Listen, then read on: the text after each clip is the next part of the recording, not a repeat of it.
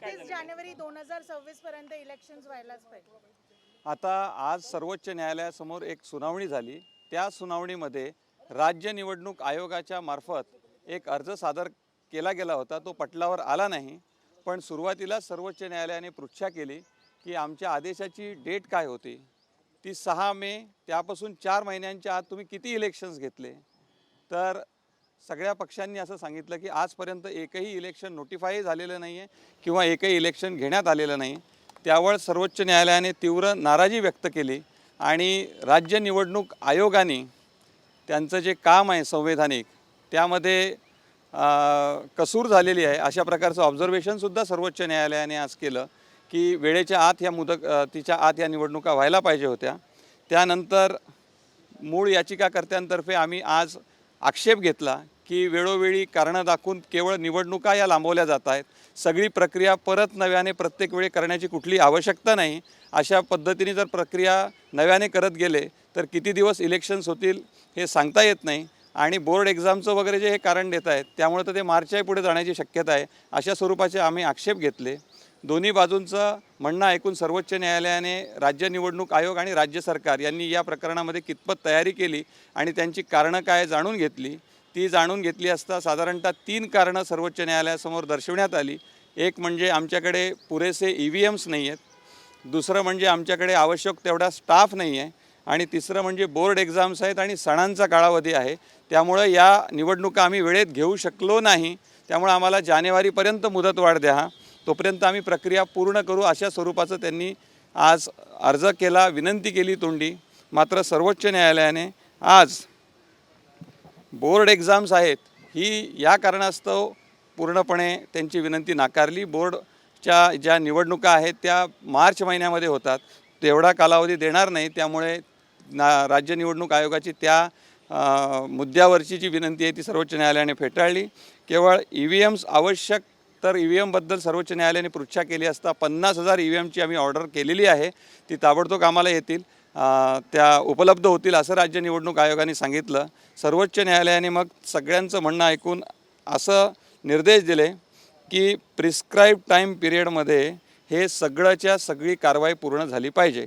Delimitation म्हणजे प्रभाग रचना या संदर्भातली कारवाई किंवा आरक्षण या संदर्भातली कारवाई फक्त जिल्हा परिषदची झालेली आहे, बाकीच्यांची नगरपालिका, महानगरपालिका आणि नगरपंचायती याची झालेली नाही, हे सर्वोच्च न्यायालयाच्या समोर आलं। सर्वोच्च न्यायालयाने सांगितलं की 31 ऑक्टोबर 2025 पर्यंत डिलिमिटेशन म्हणजे प्रभाग रचना किंवा आरक्षण या संदर्भातली कारवाई कुठल्याही स्वरूपात पूर्ण झाली पाहिजे, त्यात कुठलंही एक्सटेन्शन मिळणार नाही।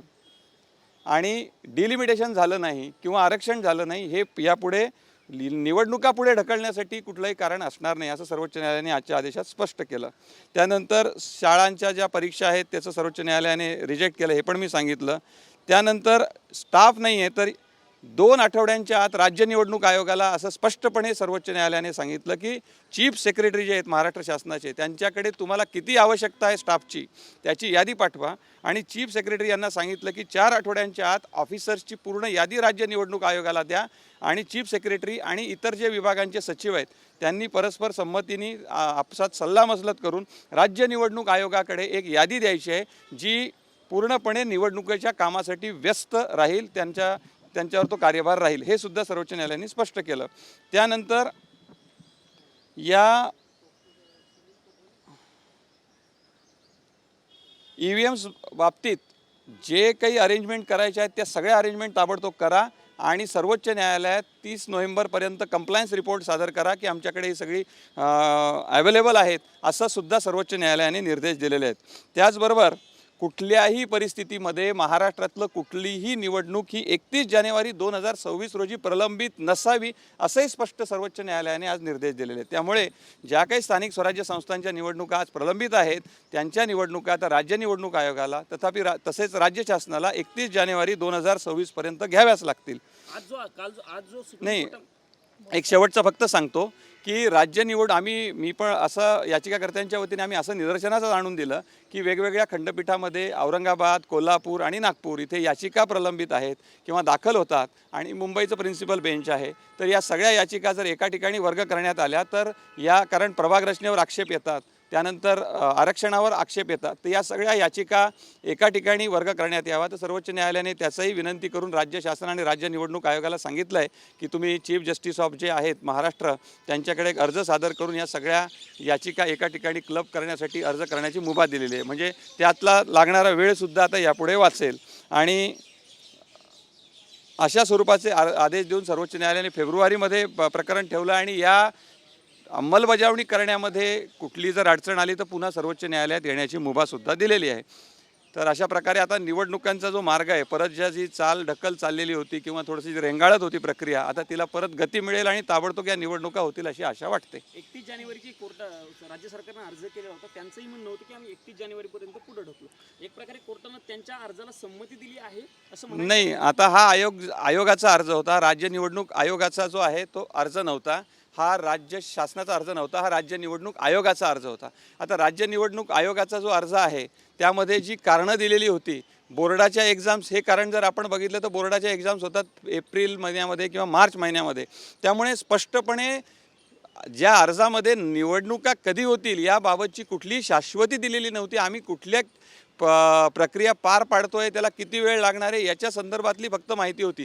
काही काही केसेसमध्ये त्यांनी सांगितलं की वोटर्स लिस्ट यायला ऑक्टोबर-नोव्हेंबर मिळेल. हां, आणि एक महत्त्वाचं असं आहे की त्यांनी केंद्र निवडणूक आयोगाकडून आम्हाला अद्याप वोटर्स लिस्टच मिळाली नाही असा सुद्धा मुद्दा उपस्थित केला. सर्वोच्च न्यायालयाने तो सुद्धा फेटाळला. म्हणजे ते तुमची जबाबदारी आहे, तुम्ही किती वर्षापासून हे निवडणुका घेतायत किंवा त्याचं काम करतायत, तर ती सुद्धा त्यांची विनंती फेटाळली. त्यामुळं एकंदर आपण त्या अर्जाचा जो टोन किंवा स्वरूप पाहिलं तर जानेवारी 26पर्यंत या निवडणुका होतील का नाही याबाबतच एक साशंकता किंवा एक निर्माण होत होती. त्यामुळं आता सर्वोच्च न्यायालयाच्या आदेशामुळं मात्र ते क्लिअर झालं आहे आणि सर्वोच्च न्यायालयाने अत्यंत स्पष्ट शब्दात तीव्र नाराजी व्यक्त करीत आता हे दिशानिर्देश दिलेले आहेत. 4 महिन्याची सुनावणी प्रलंबित होती. 4 महिने सुनावणी प्रलंबित झालेली होती. म्हणजे कोर्टानं सांगितलेलं होतं की 4 महिन्यात पूर्ण करा, पण ती पूर्ण नाही झाल्यामुळे निवडणुका कोर्टानं स्पष्ट नाराजी व्यक्त केल्याचं बघायला मिळालं. कोर्टात सूर नाराजीचा होता. हे निश्चितच होतं. आणि नाही, राज्य निवडणूक आयोगाला त्यांनी असं म्हटलं की नाही, ते ऑर्डरमध्येच लिहिलेलं आहे की जी संवैधानिक जबाबदारी आहे ती तुम्ही पार पाडलेली नाही आहे. आणि तीव्र नाराजीचा सूर यासाठी होता की 4 महिन्यांची मुदत 6 सप्टेंबरला उलटून गेली, तोपर्यंत कुठलाही अर्ज आला नाही.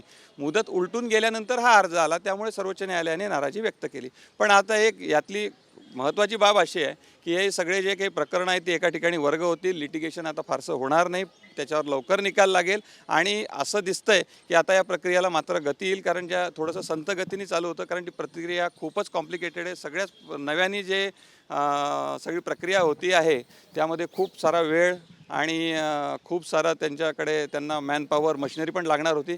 सर्वोच्च न्यायालयाच्या निर्देशामुळे आता कुठलाही एक्सक्यूज देता येणार नाही, ही बाब मात्र अधोरेखित झाली आहे. सर, एक गोष्ट अशी आहे की त्यांना म्हटलं होतं की 6 मे पासून आपण जर 4 महिने पकडले तर 6 सप्टेंबरपर्यंत पूर्ण व्हायला हवी, आणि जर तुम्हाला वेळ वाढून हवा असेल तर त्याच्या आधी आमच्याकडे यायचं, असं सर्वोच्च न्यायालयाने सांगितलेलं असताना सुद्धा निवडणूक आयोगाने 10 दिवसांचा उशीर केला. त्याबद्दल न्यायालय काय म्हटलंय का? नाही, न्यायालयाशी त्यांनी माफी मागितली की आम्हाला उशीर झाला आहे 10-12 दिवस जो आहे तो अर्ज सादर करायला, असं साधारणतः त्यांचं म्हणणं होतं.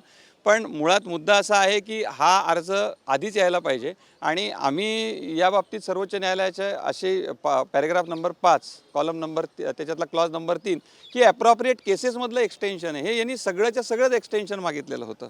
ॲप्रोप्रिएट केसेस म्हणजे समजा ZPच्या घेऊ शकलो नाही किंवा कॉर्पोरेशनचा घेऊ शकलो नाही, तर मग त्या ॲप्रोप्रिएट केसेसमध्ये ते होऊ शकतं. तर याचीसुद्धा समीक्षा सर्वोच्च न्यायालयाने केली आणि त्यांनी जाणून घेतलं की त्यानंतर सगळ्यांनी असं सांगितलं, राज्य शासन आणि राज्य निवडणूक आयोगाने, की ZPचं आता आमचं पूर्ण झालेलं आहे, ZPच्या आता आमची तयारी बऱ्यापैकी पूर्ण झालेली आहे, हे सुद्धा त्यांनी त्यावेळेस सांगितलं. मुळात हेच विचारणार होती की इतक्या डेडलाईन्स आफ्टर डेडलाईन्स होत आहेत, तर मग आतापर्यंत त्यांनी काय केलंय, सिनॅरिओ काय आहे, स्थिती काय? नाही, त्यांनी आतापर्यंत जे केलं आहे त्यांनी असं सांगितलं आहे की आतापर्यंत आम्ही प्रभाग रचनेची आता कारवाई पूर्ण केलेली आहे जिल्हा परिषदांची, आणि प्रभाग रचनेची जी कारवाई पूर्ण झालेली आहे त्याच्या आधारे आता आरक्षण आणि त्यानंतर मतदार यादी ही ZPसाठी आम्ही कारवाई करू.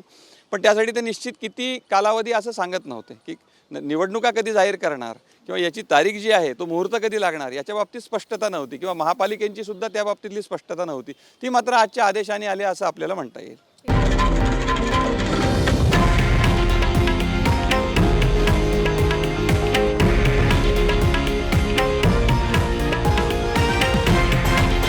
हे आहे देशातील नंबर 1 न्यूज नेटवर्क आणि आपण पाहत आहात TV9 मराठी, एकमेव.